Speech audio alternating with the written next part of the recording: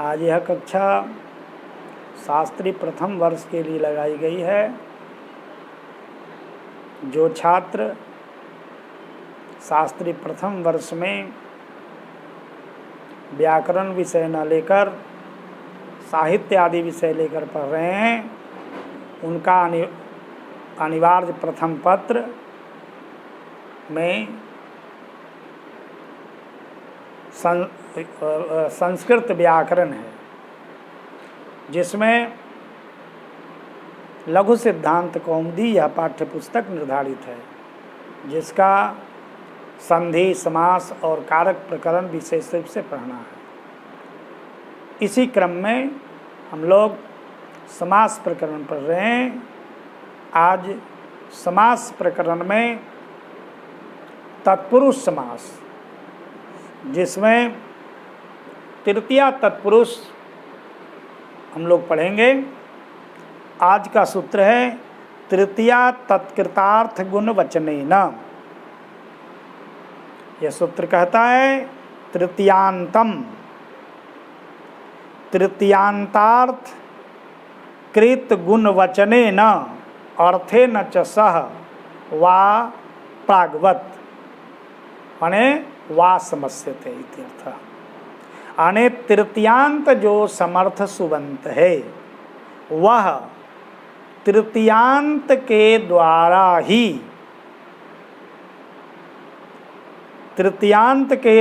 ही अर्थकृत गुण वचन और अर्थ शब्द के साथ समस्त होता है।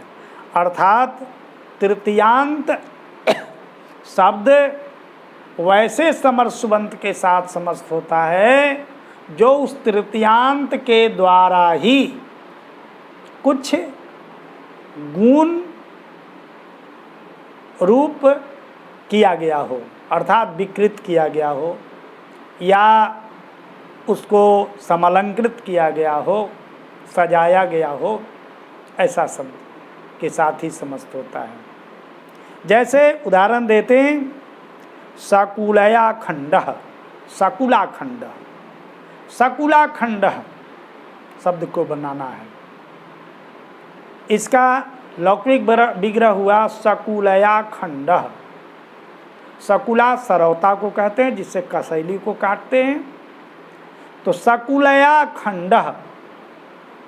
अब यहाँ सकुला टा खंड सु, ये अलौकिक विग्रह में सकुला टा, यह जो तृतीयांत समर्थ सुबंत है, वह खंड सु इस समर्थ सुबंत के साथ समस्त होगा।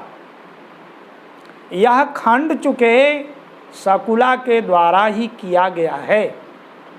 खंड हुआ, टुकड़ा हुआ, तो सकुला के द्वारा ही किया गया, जो तृतीयांत पद है। तो सकुला टा खंड सु, इस अलौकिक विग्रह की स्थिति में तृतीया तत्कृतार्थ गुण वचनेन, इस सूत्र के द्वारा तृतीयांत सकुला टा का खंड सु इस समर्थ सुबंत के साथ समास हो जाता है। विकल्प से जब समास हो जाता है, तब कृताधिक समासाश्च, इस सूत्र से प्रातिपदिक संज्ञा हो जाती है।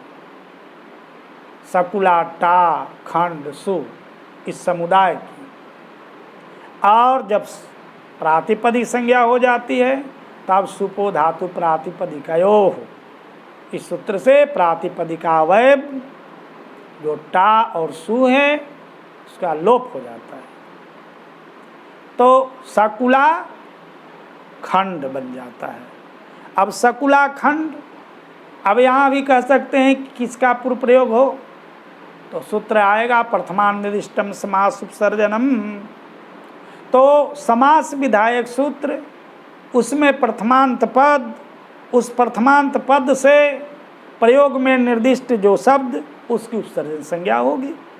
तो समास विधायक सूत्र है तृतीया तत्कृतार्थे न गुणवचने। इस सूत्र में प्रथमांत पद कौन है? तो तृतीया है, और उसके बाद जो पद है वो तृतीया है, तृतीयांत है। प्रथमांत पद तृतीया है और अगला पद तृतीयांत है। तो प्रथमा जो पद है उससे निर्दिष्ट प्रयोग में शब्द क्या है? सकुलाटा था, सकुला है, सकुलाटा, सकुला है। यह खंड सुअत प्रथमा है, तो सकुला की उपसर्जन संज्ञा होगी और उपसर्जनम पूर्वम से उसका पूर्व प्रयोग होगा। पुनः यहाँ कहेंगे तो पूर्व में है ही है। इसका उत्तर यह है कि प्रजन्यवल लक्षण प्रवृत्ति ही, प्रजन्यवत माने मेघ के समान लक्षणों की प्रवृत्ति है, लक्षण सूत्र को कहते हैं। तो सूत्रों की प्रवृत्ति होती है, मेघ यह नहीं देखता है कि यहाँ पानी है तो पानी में पानी क्यों पड़ना है। उसी तरह से यह सूत्र यह नहीं देखता है कि पूर्व में ही है ही है तो पूर्व में उसको क्यों करना है, अर्थात पूर्व को ही उठाकर फिर पूर्व में रख देना है। तो सकुला खंड हो गया। इसके बाद इससे पूर्व प्रातिपदिक के आधार पर प्रथमा के एक वचन में सुविभक्ति लाते हैं और उसके बाद ऋत विसर्ग करके सकुला खंड शब्द सिद्ध करते हैं। अगला उदाहरण है अर्थ के साथ। तृतीयांत जो है तत्कृत के साथ होता है और अर्थ के साथ होता है। अर्थ के साथ जैसे धान्य न अर्थ, धान्य न अर्थ, धान्य टा अर्थ सु, इस अर्थ सु इस समर्थ सुबंत के साथ धान्य टा इस तृतीयांत का समास हो गया। तो समास जब हो गया तो कृतद्धि समासाश्च इस सूत्र से प्रातिपदिक संज्ञा भी हो गई, क्योंकि समास की प्रातिपद संज्ञा होती है, कृत की प्रातिपद संज्ञा होती है, तद्धित की प्रातिपद संज्ञा होती है। तो प्रातिपद संज्ञा हो गई, तब सुपो धातु प्रातिपदिकयोः इस सूत्र से विभक्ति का लोप हो गया। तो बन गया धान्य अर्थ, धान्य अर्थ, और धान्य य घटककार अर्थ घटककार दोनों के स्थान में अका सवर्ण दीर्घ इस सूत्र से दीर्घ हो गया, बन गया धन्यार्थ। इसके बाद प्रथमा के एक वचन के विवक्षा में सुविभक्ति लाकर बनाते हैं धन्यार्थ, धान्यार्थ शब्द सिद्ध करते हैं। अब यहाँ ये कहते हैं तृतीयांत का तत्कृत के साथ ही समास होता है। तत्कृत गुण, तत्कृत वचन के साथ ही समास होता है। ऐसा नहीं कहेंगे तो क्या होगा? तो कहते हैं अक्षणाकान। अब यहाँ अक्षणाकान, अब यहाँ अक्षी शब्द से तृतीया विभक्ति अक्षी टा कानसु, यहाँ कान जो हुआ है, कान जो हुआ है, काना को कहते हैं, वह आँख से नहीं हुआ है, अपितु रोग के कारण आँख काना हो गया है।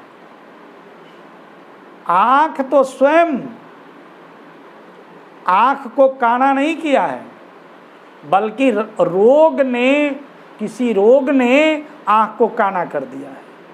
तो अक्षणा काना जो शब्द है, अक्षणा में जो तृतीया विभक्ति है, उस तृतीयांत पद जो अक्षी शब्द है उसके द्वारा कान नहीं हुआ है, इसके द्वारा तत्कृत नहीं हुआ। इस कारण यहाँ पर अक्षणा काना, यहाँ पर समास नहीं हुआ। समास नहीं होने से अक्षणा काना ही रह गया, न तो यहाँ भी अक्षी काना बन जाता। इस तरह से तृतीया समास में तत्कृत होना जरूरी है। उसके बाद कहते हैं कर्तृकरणे कृता बहुलम, कर्तृकरणे कृता बहुलम। आप कहते हैं कृत प्रत्यांत जो समर्थ सुबंत है उसके साथ कर्त्री अर्थात कर्ता में जो तृतीया विभक्ति करते हैं या करण में तृतीया विभक्ति करते हैं, तो वैसे पद उस समर्थ सुबंत के साथ समस्त होता है। अर्थात अनेक कर्ता और करण में विहित जो तृतीया तदंत जो पद, वह क्या है, कृत प्रत्यांत समर्थ सुबंत के साथ समस्त होता है विकल्प से। जैसे हरिना त्रातः, अब देखिए हरिना त्रातः, यहाँ हरिना में जो है हरि शब्द में जो तृतीया विभक्ति लगी है कर्ता अर्थ में लगी है। चूँकि यह कर्मवाच्य का उदाहरण है, तो इसलिए यहाँ कर्ता अर्थ में कर्तृकरणयोः तृतीया सूत्र से पहले तृतीया विभक्ति हो गई है। तो हरिना तो कर्ता अर्थ में तृतीया है, कर्ता में तृतीया है, तो हरिना हरि टा त्रात सु, इस अलौकिक विग्रह की स्थिति में हरि टा इस तृतीयांत पद का त्रात सु इस समर्थ सुबंत अने कृत प्रत्यांत समर्थ सुबंत के साथ विकल्प से समास हो गया। समास होने के बाद कृतादिश समास से प्रातिपदी संज्ञा हो गई। सुपो धातु प्रातिपदी के ओर से विभक्ति का लोप हो गया, तो हरि त्रात बन गया। इसके बाद उसी तरह से यहाँ उपसर्जन संज्ञा पूर्व प्रयोग हरि शब्द का ही करेंगे, हरित्रात। अब विभक्ति आदि कार्य करके हरित्रातः शब्द को सिद्ध करेंगे। उसी तरह से नखई भिन्न, भिन्न शब्द भी भिद धातु से अक्त प्रत्यय ला करके कृत प्रत्यय ला करके बना है। तो कृत प्रत्यांत समर्थ सुबंत है भिन्न, उसके साथ नखई या तृतीयांत समर्थ सुबंत का समास हो जाएगा।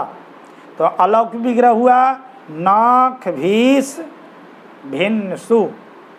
इस स्थिति में नखई यहाँ करण में तृतीया विभक्ति है, तो करण में जो तृतीया विभक्ति है तदंत समर्थ सुबंत जो नख भीष, उसका भिन्न सु कृत प्रत्यांत समर्थ सुबंत के साथ समास हो गया।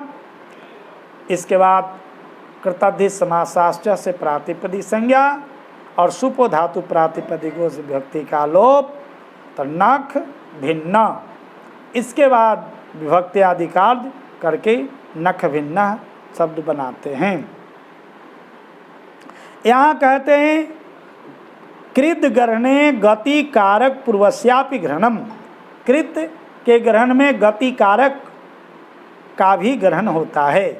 अब देखिए निर्भिन्न है, तो नीर की यहाँ गति संज्ञा हो गई है, गति पूर्व में है, तो नखई निर्भिन्न। कोई कह सकते हैं कि यहाँ तो कृत प्रत्यय परे में बीच में नीर या उपसर्ग आ गया है, तो कहते हैं कि कृत ग्रहण में गति पूर्वक का भी ग्रहण होता है, कारक पूर्व का भी ग्रहण होता है, तो गति कारक का भी ग्रहण होगा, इसलिए गति कारक के साथ भी समास हो जाएगा। तो नखई ही निर्भिन्न, नाख भीष निर्भिन्न सु।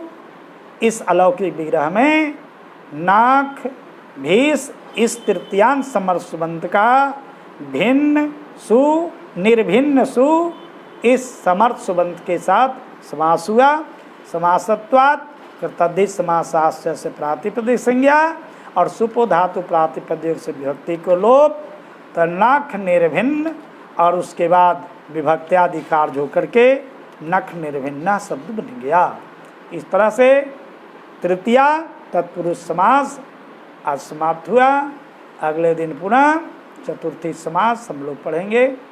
ओम